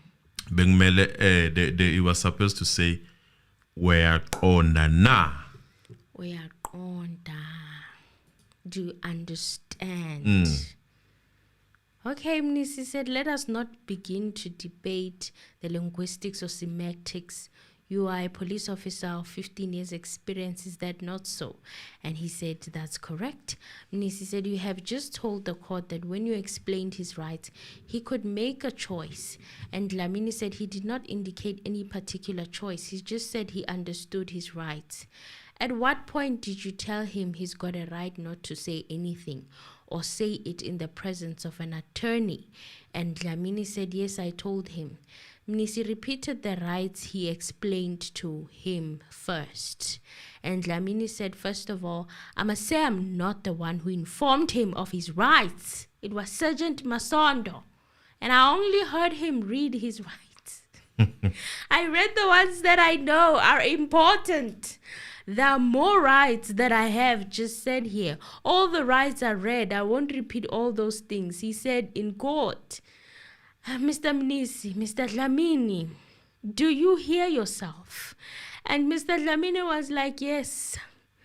You have just told this court some of those rights aren't important. And Dlamini said, that's not what I'm saying. I just mentioned some of the rights that I heard as he informed him of his rights. At what point were the rights for him to make a choice pointed out to him? And Dlamini said, when we arrested him, we expected him to say something.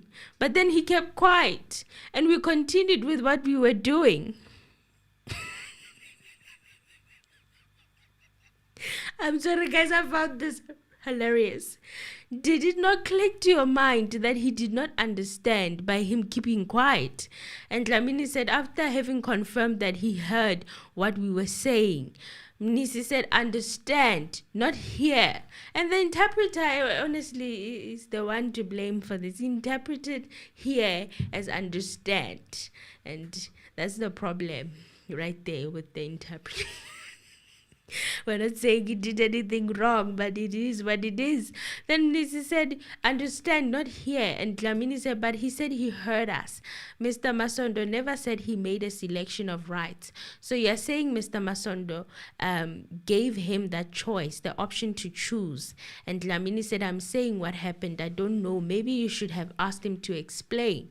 Mr. Masondo, in re-examination, did not say those things that you are saying. And mind you, he was the explainer of the rights. And Dlamini said, I don't know why he didn't say that. It's because you are dishonest, Mnisi, to the court. Mnisi said it. Because you are dishonest to the court. And Mnisi reminded Dlamini that the suspect was searched at the gate after Dlamini did not mention it. Okay. Dlamini did not mention that they searched the suspect at the gate. He says it was a mistake, Mr. Dlamini, just like Mr. Mnisi kept referring to him as Mr. Masondo and not Mr. Dlamini. The judge said, good point. And I'm like, this is the very same judge who pronounces Ramosipili's surname as Rapulise. Then Nisi concluded. Msholo. Yeah, Msholo. As for Rapulise, I can't ignore it, guys. I just can't. Maybe if he was another tribe, I would. But I can't. I'm like, what is so difficult about saying Ramosipili? What's so hard about that? But then Nisi concluded his cross-examination of the witness, and the state chose not to re-examine. Now, this was a shocker for me. The state did not re-examine this because witness. There was no need. This guy was not even supposed to be there. Wow. Okay, now that's it. That's a wrap from me, guys. No, what did the judge say at the end? Oh, no, towards the end, I had actually forgotten when he was asking the questions. What did he ask? I forgot. And again, whatever that he asked, he was tightening the case for the state. It looked like that. It sounded like that. Kind of what did he ask? Guys, can you remind me on the chat? What did he ask towards the end of the... Oh, he talked about... he was trying to... this judge. He was trying to debunk the not reading of the rights. Oh, yes, so he says when they were police arrested at the police station, they are given a book. And then he's even shaking hands as if he's saying something. So I liked what Mnisi did. Because Mnisi talked about the point of arrest, not the point of detention. Oh. You know? So he was saying that... He was trying to say, he said because when they were detained... blue one. Yeah, when you are detained, you don't have a choice there. You have a choice. You can have of 10 rights. pages of yellow, Before red, being it doesn't detained. matter. So those are the rights before being detained that I explained And to the you. layperson doesn't know that they are not supposed to sign.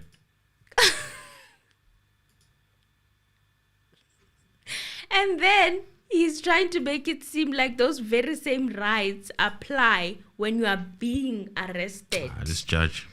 at the scene. I And then have Mnisi it. was like, I had to separate whether those rights were talking about the Because same thing. Mnisi Are we stood up talking and about asked, the incident? Are you or saying we that talking you about had the detainment? you had that book when you were arresting these people? The guy said no. Now what is he trying to do? Oh my God. This Guys, is you can getting call. embarrassing Let's at just this call. point. He needs to I'm calm just gonna down. take a couple of calls and then that's it. Okay, guys, you can call in. The lines are now open. 1 minute. Today we are going to be strict. Yes. 1 minute. 1 minute. Yeah. Okay. And please like the video if you want us to continue. Okay. Like the video. Share the video. According to case of Mr. in 1928, please make sure you like the video. Make sure you like the video and subscribe. It's not a game. It's not a game. We want to one up each other here. It's not a game. What is it saying? That now Ntanzi, I hello. don't care for it. Ntanzi, hello? Okay. Network. Next person. Mzansi Reality, hi.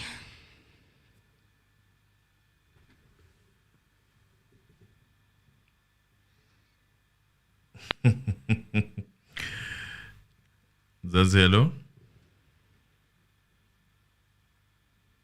Mzansi Reality, hello. Hello? Hello, Nijani.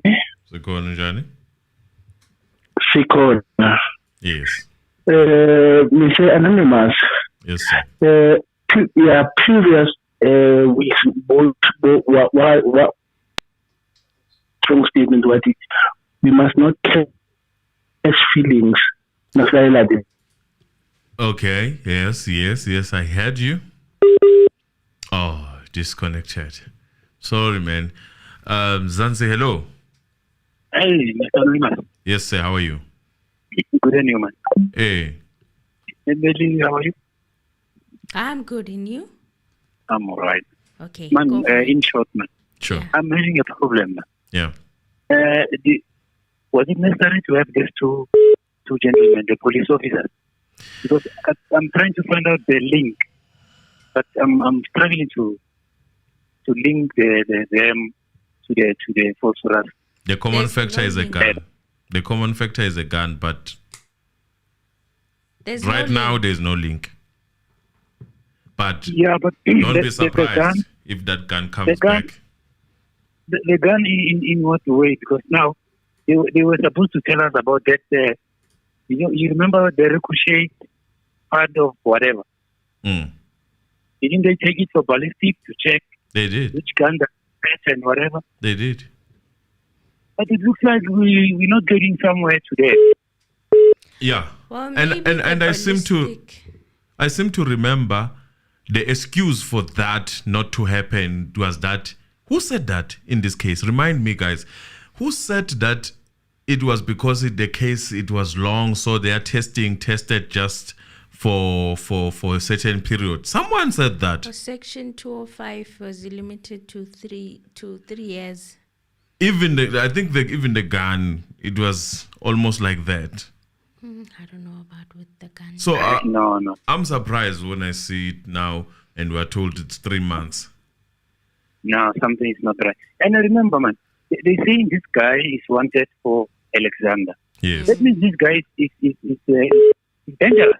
Mm. So they approach him nicely, asking him nicely, reading him the right nicely, ask him to open nicely, can we search nicely.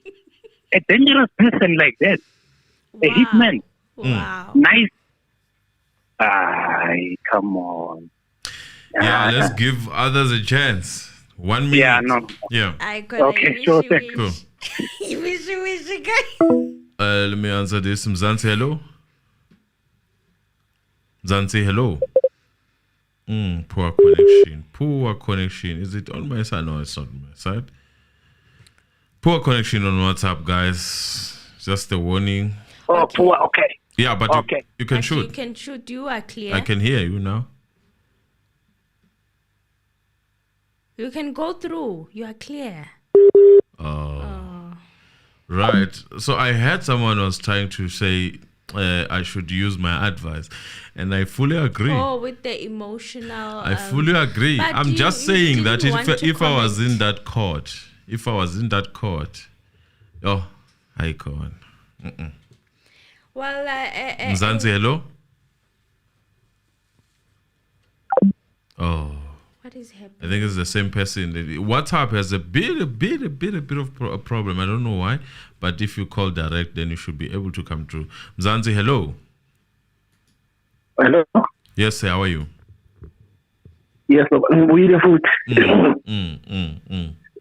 Yeah, you see, I think in a man you could understand what is like this trial namhlanje. It was amkusikhombisa ukuthi amasika kaTumelo astrengana aphula lokuthi sadla. So you need to get a master like that to know how to do cancer amahlangani hayi asibekezele ngoba bonke abantu ababusha accuse bafana seze abantu bathi basho lo ukuthi case baseza njengoba Alexander wasayeva bona baseza nabo used to wait uthi ihlanganise le 100 they would the 100 yobuya but singebe ukuthi yobuya the 100 abakhuma ngayo mawuthi ngiyabonga. Thank you mfowethu. Because you keep 1 minute rule. Thank you very much. And you're right. You're right. That those scratches and the 3 months after. 3 months after. Could have been 4. They are not saying it exactly. Could be more. No, because okay, October, November, December, January, February. It's actually 4 months. He still had an injury. Yeah, it's like, this is a joke. You know, when you are faced with this, please like the video, guys. But you need to deal with the situation like this. It's hard because you don't know who's who in the zoo. I can understand some of this defense also, I don't think even themselves, among themselves, they have that much trust. Because, you know, one can flip. Yeah. True. We're in that situation. And this guy, after the case finishes, he goes and talks to them. You know, I saw him there. He was indulging with them. And makes you Indulging want. with who? I saw them communicating with them. He was in front of them towards the end of the case. Who was in Baloyi. front of? Or the accused? He was talking to the defense. Or the defense counsel? Okay, counsel. After Yes, he they said, they "Make do your get, bed. and I Make know your that bed they and do lie get on a, it." they do get along. But after someone told me to Lie in my bed that I made. maybe we'll talk tomorrow, man. Isn't today? Not today. That's what Tifo could not stomach. You see this monkey tricks. He couldn't hold That's what- himself. He's like, yeah. That's what you call yeah, monkey yeah. tricks. I cannot pretend. I thought we call monkey trick. Allegedly. Yeah, so guys, Allegedly. continue calling, guys. We still have time. You can call. Please call in. The number is scrolling down below. And Yeah, but please WhatsApp has a problem. don't Let use me just WhatsApp check for here. today. Don't use WhatsApp for today. It's disconnecting. How can the people. judge use the favorite case law, Hepworth, to say you cannot take advantage of the mistake made by the officer of the court? Nisi made a mistake and Baloyi took the advantage. Yes. Exactly. Mzansi, hello. Mzansi, hello. Yes, how's it? Kona, say, how are you? No, I'm good. Yes. Yeah, I'm just trying to understand the case. Yeah. I'm getting confused somewhere, somehow, regards to with the Alexander case and the one for forced arrest. Maybe enlighten me somewhere, somehow. Like, I understand the Missy did raise the point, and then it was shut down somewhere, somehow. But then, and accused number 3 is being implicated, I believe. But then, is it not a different case from this one? It is. It is a different case. So It is.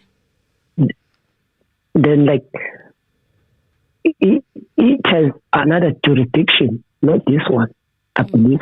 Yes. Yes.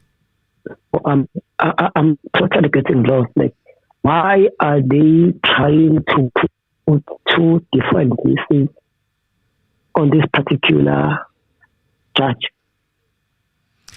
I'm not Because already we know that this judge already, like, I cannot say, but then as far as I see, already there's a biasness. I may be corrected somewhere. I hear you. So, allegedly, okay? Let's just go in and allegedly. Yeah, I don't want to put myself in a corner, but yeah, the way I see it, one way or the other, Maumela and Mr. Rata, we're not getting anywhere. Yeah. No, thank you very much, man. Yeah, but yeah. Okay. Thanks, yeah. Cool. Thank you. I had to withdraw. Mr. Anonymous made me withdraw. Zanzelo? Hey, what's up? How you doing, Mr. Anonymous? How you doing, Emily? Hi. Thanks for taking my call. Thank you for calling. Sound lovely. All right, thank you. You're welcome. Now listen, I know we got a minute, so I'm gonna try to make it quick. Okay. I don't got a whole lot to say, but I know y'all feeling down. I was feeling down too, but listen, we all heard what is that one of the sergeants or cops said his son had nothing to do with the murder. So at the end of the day, clear and it's evident that Beloy Vaseline is calling people to call people. And it's evident at some point the broadcasters, everyone is going to be keen to it, because now it's like it's just unadmissible evidence in terms of to convict the people that's standing in the day. I keep telling people to just trust the process, because it's still a court. I know, like in most countries, courts are like the last refuge of an upright system, no matter what's going on politically. But the court has some sort of kind of integrity. I'm just saying, trust the process. And I'm the main one that's trying to remind everybody, because again, people keep saying, "Oh, the judge now, the judge he's biased by another other judge out." I don't care what kind of judge we got now.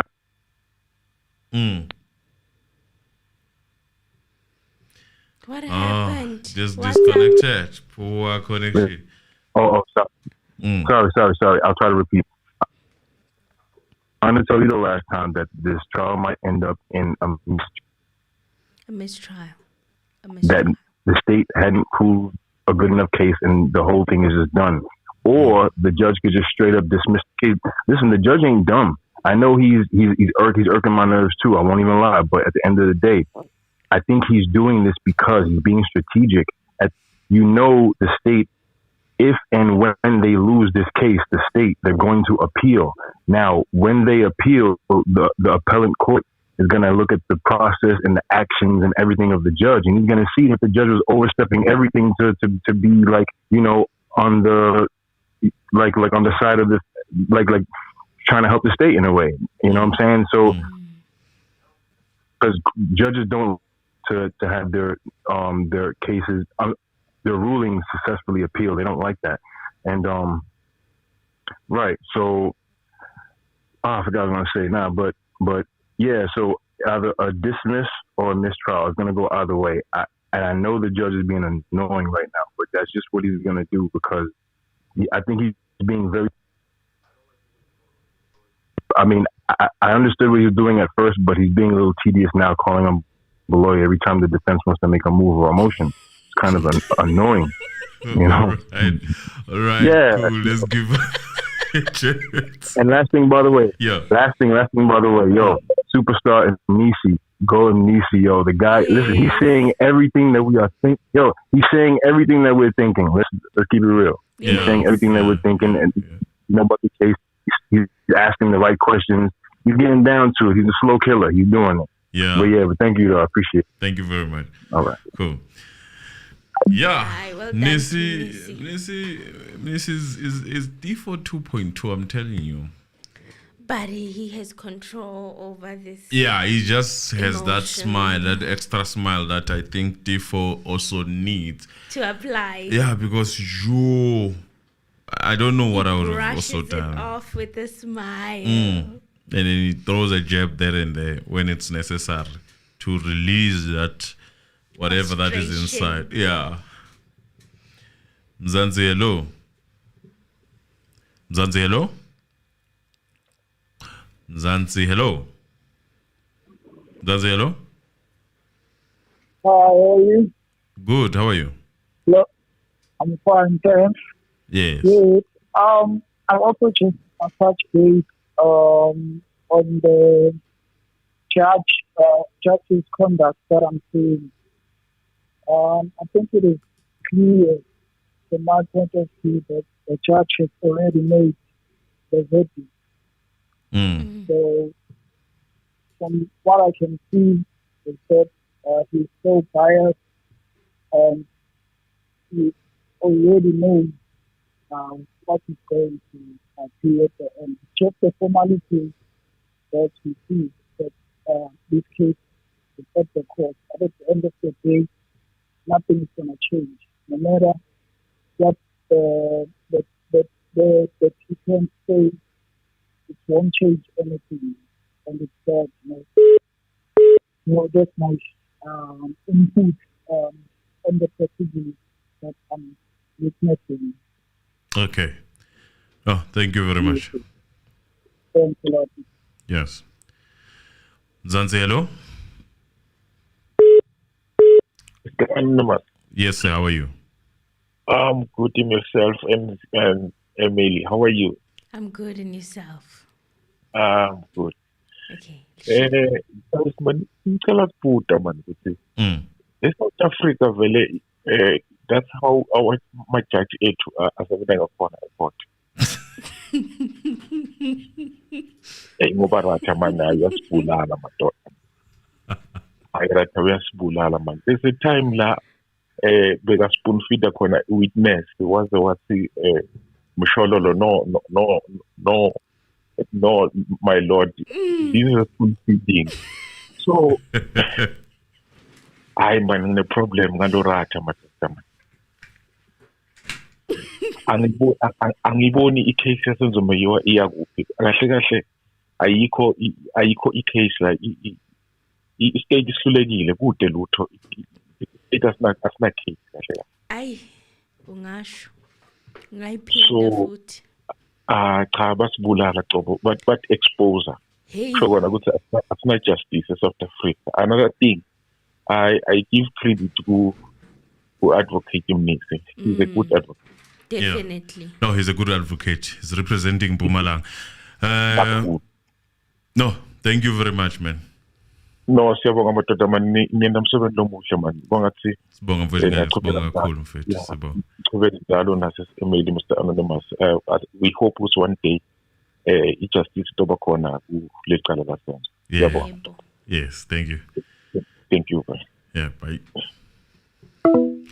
Justice justice for Senzo. That's all what we were looking. That's why we are heated up like this, man. We need justice. You know, justice. This is not an underdog. If you do research a bit about him. What forget Mnisi has? You know, it's not. It's not. It's been. I was never hey. Much but I like his facial expression because that's what I think, even if he's annoyed, takes him out of problems. Ne? Yeah. Because it doesn't show it. No. It's difficult to read exactly what is he feeling. But yeah. Even now, Mshololo, I am proud. Mshololo dealt with a lot of things in terms of dealing with the issues that we pointed out last. Yes. I think now is coming all right. She's doing very well in terms of composure. Composure is important because sometimes you don't need to fight all the cases. Yes. There are cases where you need to be a shark and you just need to put things the way they are and also be rough a bit so that you get what you want. But this one, it's like there is already defense, so you need to deal with that first. Mzan, I would like to take you, but I'm just going to open the space for others.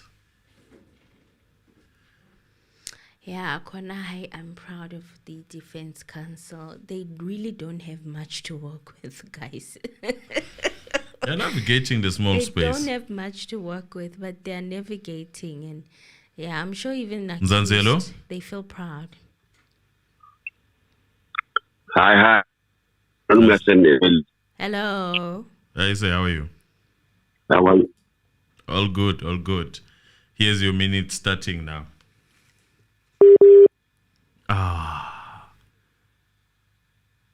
Okay. Go for it. No, it's reconnecting. Let me change my... Wrote a statement saying the gun was a revolver, but now they're concentrating on 9mm. Why? I don't know. I don't know. Because Tumelo made a statement in 2018 saying that the police officer took him out of context. No, there is a lot of things here because they're supposed to concentrate on the revolver. Now they're focusing on 9mm. It's not going to help us anymore. Well, they are dealing with 9mm now. We must focus on 9mm.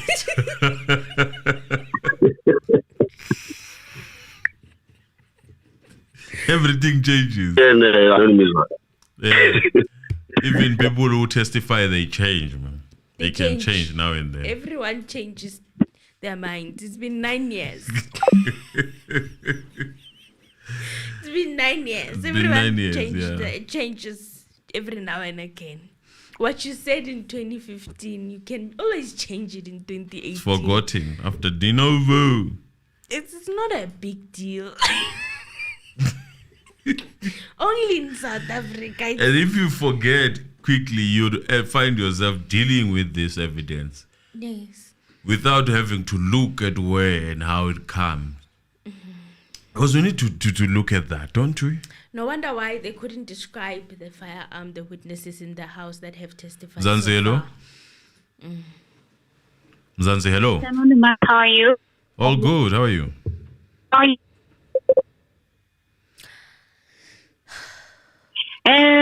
Quick one. I have a problem with the interpreters. Today, during cross-examination for Masondo, right? Masondo said like the box for the rounds was blue. And then when it was Lamini, he was asked, and then he said like, it was green. The box is blue. We thought like Jonas, you mustn't do that. Like it just jeopardizes like the case. It's just not right. Yes. Why do they do that? I was really annoyed. Like he's just saying things from his head. Talk to the interpreters. Talk to them. Talk to them. Now I have a problem with them. I have it's just that I can't say it. You say it for me. I have a problem, Nami. As for Advocate Mnisi, well done to him. I call him the smiling assassin. He's very good. Thank you. Good night. Thank you. Not your husband. He's a husband. He's a darling. No, he did well for himself. Yeah. I think this is the part that he specializes on when it comes to criminal law. He knows his story around this whole volo thing. He knows his story. Especially around firearms. As he says, he's interested, he's intrigued. He loves them. By the I love guns. He loves them. And you can see. Mzansi, hello, 30 seconds because they are coming back again. No, your choice. Let me just be short. I'm a friend of one of the guys United in. Okay. One of the people over the corner. And it was late 2015 when I was told, you see this case, it should never be solved. Like, and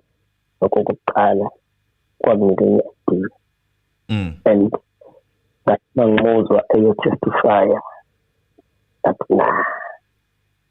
I don't know. already ihlanganisiwe plana izinto ngeke ngikwazi ukuchaza ukuthi ubani kodwa nje kufanele. Sure.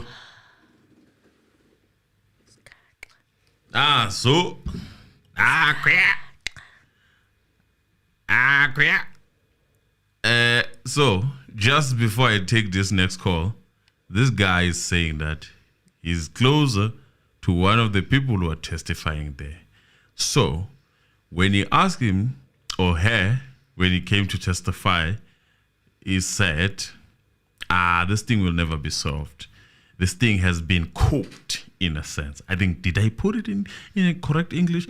Exactly, for those who do not understand the language. Yeah, that's me. Mzansi, hello. Mzansi, hello. Mr. Anonymous, unjani? Siyaphila mfethu njani? Ngiyaphila. Amelo njani?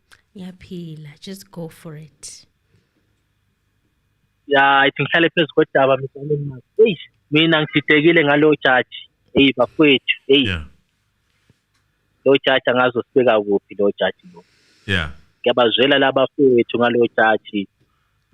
Mangithi ngiyabuka emuva sengibona ngathi Mr. Afro wayengcono kakhulu kulalo judge.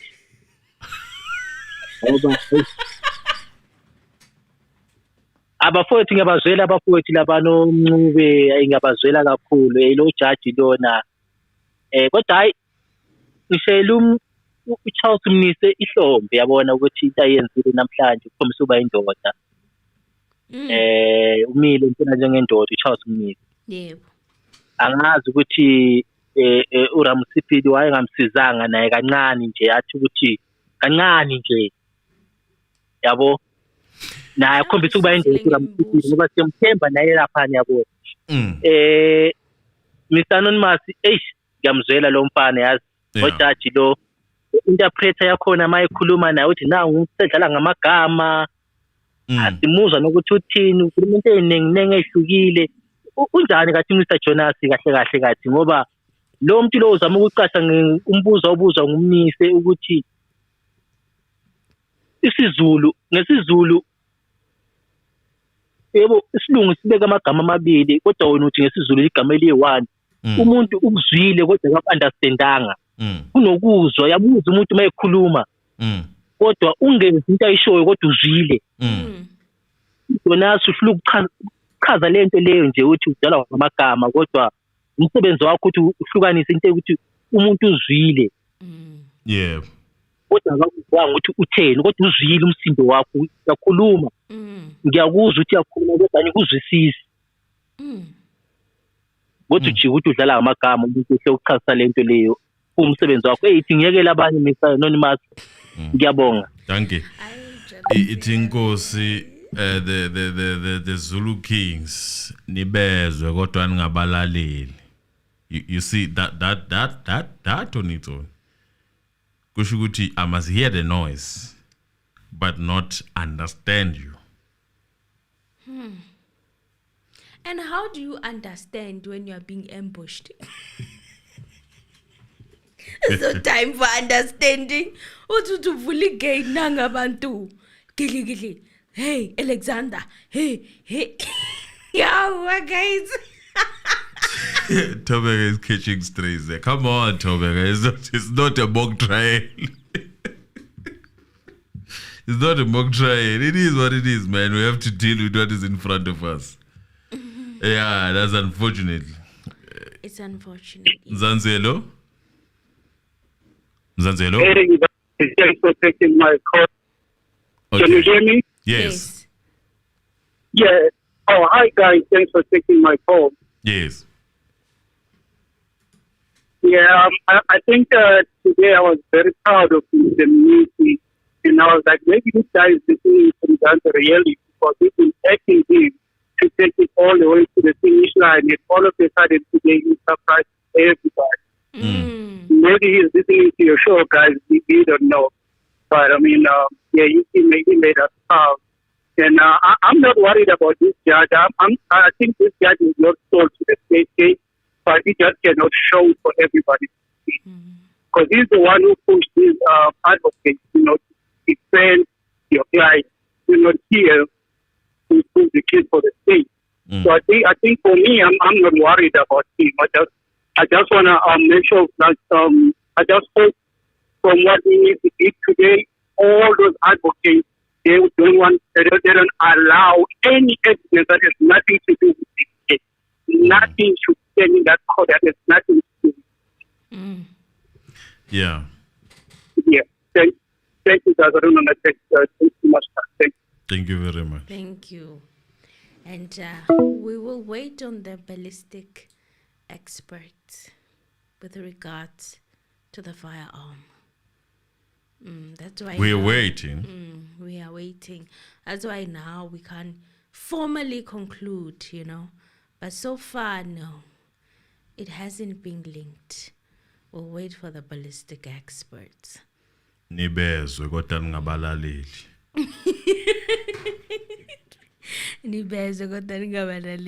Yeah, so guys, please press that like button.